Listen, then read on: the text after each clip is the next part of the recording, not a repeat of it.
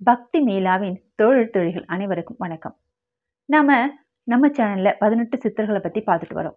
அந்த வருஷத்துல இன்னைக்கு நம்ம பார்க்க போற சித்தர் யாருன்னு கேட்டா அகத்திய பெருமான். அகத்திய பெருமானை பத்தி நிறைய பேருக்கு தெரிஞ்சிருக்கும். அவர் குள்ளமா இருப்பாருன்றதையும் அவர் என்னென்ன செஞ்சாருன்றதும் நீங்க படத்துல பார்த்திருப்பீங்க. ஸோ தெரிஞ்சுக்காதவங்க தெரிஞ்சுக்கலாம். அகத்தியருடைய வரலாறு, அவருடைய போற்றிகள், அவருடைய தியான செயல், அகத்தியரை நம்ம எப்படியெல்லாம் பூஜை பண்ணலாம், அகத்தியரை நம்ம பூஜை பண்றதுனால நமக்கு என்னென்ன பலன்கள் கிடைக்கும் அப்படின்றத நம்ம தொடர்ந்து பார்க்கலாம். வாங்க வீடியோக்குள்ள போகலாம். அகத்திய மகாமுனி, அதாவது மகாமுனி சித்த வைத்திற்கு செய்த பணி அளவிற்கு கிடையாது. அது நமக்கு சொல்றதுக்கு அளவே இல்லை. அந்த அளவுக்கு அவர் செஞ்சிருக்காரு. பல நோய்களுக்கு மருத்துவ சந்தேகங்களுக்கு பல ஆயிரங்களுக்கு முன்பே தெளிவாக நமக்கு விளக்கமா எழுதியிருக்காரு. அகத்தியர் பெயரில் வெளியாகியுள்ள சமரச நிலைஞானம் என்னும் நூலில் உடம்பில் உள்ள முக்கியமான நரம்பு முடிச்சுகள் பற்றி விளக்கம் காணப்படுது. அகத்தியர் 5 சாஸ்திரங்கள் என்ற நூலில் 18 வகையான மனநோய் பற்றியும் அதற்குரிய மருத்துவம் பற்றியும் விளக்கி கூறப்படுது. அது மட்டும் இல்லைங்க, அகத்தியர் அஷ்டமாசத்தில் குழந்தைகளுக்கு ஏற்படும் தோஷங்கள் பற்றி எழுதியுள்ளார். மேலும் அவர் எழுதிய நூல் பார்த்தீங்கன்னா நிறைய இருக்கு.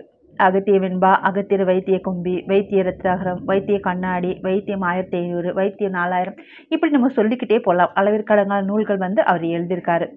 இவருடைய தோற்றம் பார்த்தீங்கன்னா, அகத்தியர் தோற்றம் பற்றி பல விதமா பல பேர் சொல்லியிருக்காங்க. பட் அதனுடைய தோற்றம் என்னன்னு நம்ம பார்க்கலாம். தாரகன் முதலிய அரக்கர்கள் உலகை வருத்த அவர்களை அழிக்க இந்திரன், வாயு, அக்னி இவங்க 3 பேரும் பூமிக்கு வந்திருக்காங்க. இவர்களை கண்ட அசுரர்கள் கடலுக்குள்ள போய் ஒழிஞ்சிட்டு இருக்காங்க.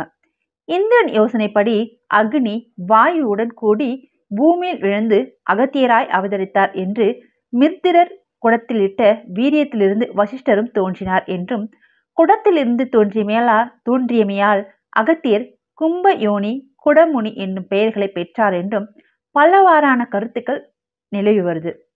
முன்பு தேவர்களை வருத்திய அசுரர் இப்போது வருத்த ஆரம்பித்து கடலுள் ஒளிந்து கொண்டனர். இந்த முறை வேந்திரன் வேண்டுகோளுக்கு இணங்கி அகத்தியர் சமுத்திர நீர் முழுவதையும் குடித்துவிட அசுரர்களை இந்திரன் அழித்தான். அதன் பின் நீரை பழையபடி கடலுள் விடுவித்தார் அப்படின்னு சொல்றாங்க. அகத்தியர் நீரின் மேல் படுத்தபடியே 12 ஆண்டு கடும் தவம் இயற்றி அரிய சக்திகளை பெற்றார். கைலையில் நடந்த சிவபெருமான் திருமணத்தின் போது வடதிசை தாழ்ந்து தென் திசை உயர்ந்தது. அதனால் அகத்தியரை தென் திசைக்கு செல்லுமாறு சிவபெருமான் கட்டளையிட்டார். மேருமலைக்கு செல்ல வழிவிடாமல் நின்றிய விந்திய மலையை அகத்தியர் கண்டதும் பணிந்து தாழ்ந்து நின்றது. தான் தென் திசை சென்று வரும் வரையில் பணிந்து இருப்பாயாக என்று கூறி சென்ற அகத்தியர் மறுபடியும் வடதிசை செல்லாததால் விந்திய மலை உயரவில்லை. ராமபிரானுக்கு சிவகீதையை போதித்தார். சுபேதன் என்பவன் பெணம் தின்றுமாறு பெற்றிருந்த சாபத்தை அகத்தியர் போக்கியிருக்காரு. தமக்கு வழிபாடு செய்யாது யோகத்தில் அமர்ந்திருந்த இந்திரத்யுமன் என்பவனை யானையாகுமாறு சபித்திருக்காரு.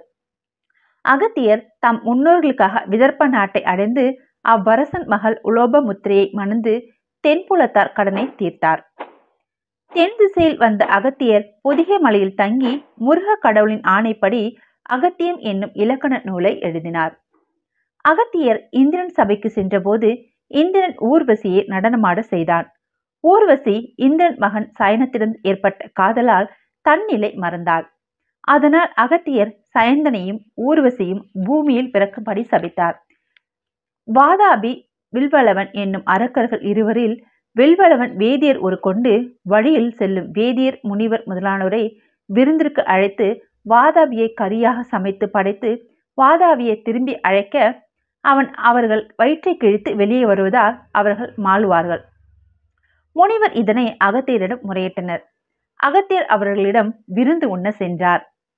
வில்வலவன் உணவு படைத்துவிட்டு அகத்தியர் வயிற்றில் இருக்கும் வாதாபியை கூப்பிட அகத்தியர் வாதாபியை ஜீரணோபவ என்று வயிற்றை தடவ வாதாபி இறந்தான். நிலைமையை அறிந்த வில்வலவன் அகத்தியரிடம் மன்னிப்பு கேட்டான்.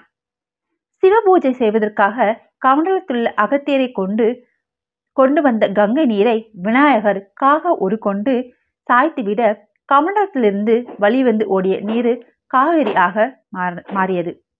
இலங்கை மன்னன் திராவிடனை தம் இசைத்திறத்தால் வென்றவர்.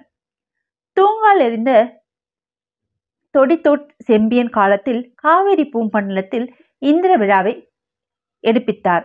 புதுச்சேரிக்கு அருகிலுள்ள உழவர் கரையில் ஆசிரமம் அமைத்து வேதபுரி பல்கலைக்கழகத்தில் தமிழை போதித்தார் எனவும், அவர் தங்கியிருந்த பகுதி அகத்தீஸ்வரம் என்றும் அழைக்கப்பட்டு அங்கு ஒரு பெரிய சிவாலயம் கட்டப்பட்டது. அதை அகத்தீஸ்வர முனிவருடைய ஆலயம் என்றும் கூறுகின்றனர்.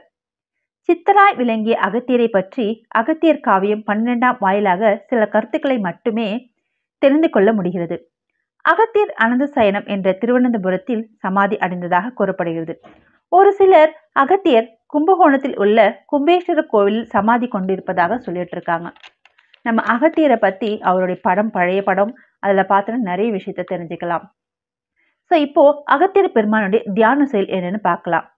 5 இலக்கணம் தந்த அகத்தியரே, சித்த வேட்கை கொண்ட சிவயோகியே, கடலுண்ட காருண்யரே, கும்பமுனி குருவே சரணம் சரணம். இப்போ தியான செயலை நம்ம இன்னொரு முறை பார்க்கலாம். 5 இலக்கணம் தந்த அகத்தியரே, சித்த வேட்கை கொண்ட சிவயோகியே, கடலுண்ட காருண்யரே, கும்பமணி குருவே சரணம் சரணம். இதுதான் இவருடைய தியான செயல். இப்போ அகத்திய பெருமானை எப்படி நம்ம பூஜை பண்றது அப்படின்னு பார்க்கலாம். ஆச்சாரத்துடன் ஒரு அழகிய பலகை மஞ்சளினால் மெழுகி கோலமிட்டு குங்குமம் வைக்க, பலகையின் மேல் ஸ்ரீ அகத்திய பெருமானின் திருவுருவ படத்தை வைத்து படத்திற்கு முன்பாக அலங்கரிக்கப்பட்ட குத்து விளக்கில் 5 முக தீபமேற்றி வணங்க வேண்டும். படத்தின் முன்பாக பித்தளை அல்லது செம்பு அல்லது வெள்ளினால் ஆன உருண்டையான செம்பில் சுத்தமான தண்ணீரை நிரப்பி வைக்க வேண்டும். பின்வரும் 16 போற்றிகளை சொல்லி துளசி, கதிர்பச்சை, விபூதி பச்சை போன்ற பச்சை இலைகளால் இவருக்கு அர்ச்சனை செய்யணும். இப்போ 16 போற்றிகள் என்னன்னு நம்ம பார்க்கலாம். தேவாதி தேவர்களை காத்தவரை போற்றி, சிவசக்தி திருமண தரிசனம் கண்டவரை போற்றி, தென் திசை வடதிசையை சமப்படுத்தியவரை போற்றி, விந்திய மலையின் அகந்தியை போக்கியவரை போற்றி, கோபத்தில் உதித்த குருமணியை போற்றி, சித்த வைத்திய சிகரமே போற்றி, சுவேதனின் சாபம் தீர்த்தவரை போற்றி, இசைஞான ஜோதியை போற்றி, உலோப முத்திரையின் பதியை போற்றி, காவிரி தந்த கருணையை போற்றி, அகத்தியம் தந்த அருளை போற்றி, ராமபிரானுக்கு சிவகீதியை அருளியவரை போற்றி, அசுரர்களை அழித்தவரை போற்றி, அரும் மருந்துகளை அறிந்தவரை போற்றி, இசையால் ராவணனை வென்றவரை போற்றி, இன்னல்கள் போக்கி இன்பம் தரும் அகத்திய பெருமானை போற்றி போற்றி. இதுதான் இவருடைய 16 போற்றிகள். இவருக்கு என்ன நைவேதம்னா, பஞ்சாமிர்தம், பழங்கள், சர்க்கரை பொங்கல், இளநீர் போன்றவற்றுடன் இளம் பச்சை வஸ்திரம் அணிவித்து அல்லது படைத்த புதன்கிழமை பூஜை செய்யவும். நிறைவா ஓம் ஸ்ரீம் அகத்திய முனிவரை போற்றி போற்றி என்று 108 முறை சொல்லி ஆராதனை செய்யணும். இவரை நம்ம பூஜை பண்றதுனால நமக்கு என்னென்ன பலன்கள் கிடைக்குது அப்படின்னு பார்க்கலாம். இசையிலும் கவிதையிலும் மேன்மை உண்டாகும், கல்வி தடை நீங்கும், புதன் பகவானால் உண்டான தோஷம் நீங்கி நற்பலன் கிடைக்கும், முன்வினை பாபங்கள் அகலும், பித்ரு சாபம் நீங்கி அவர்களின் ஆசி கிடைக்கும், பேரும் புகழும் மதிப்பும் தேடி வரும், பூர்வீக சொத்துக்கள் கிடைக்கும், சகலவிதமான நோய்களும் நீங்கும், குடும்பத்தில் ஒற்றுமை உண்டாகும். இவரை பூஜை பண்றதால நமக்கு இந்த பலன்கள்லாம் கண்டிப்பா கிடைக்கும். அகத்தியரை பூஜை பண்ணி நீங்களும் எல்லா பலன்களும் அடையணும் நானும் அந்த இறைவனை வேண்டிக்கிறேன். இது போன்ற இன்னொரு சித்தரோட நாளை உங்களை நான் சந்திக்கிறேன். அது வரைக்கும் உங்களிடமிருந்து விடைபெறுவது உங்கள் அன்பு தோழி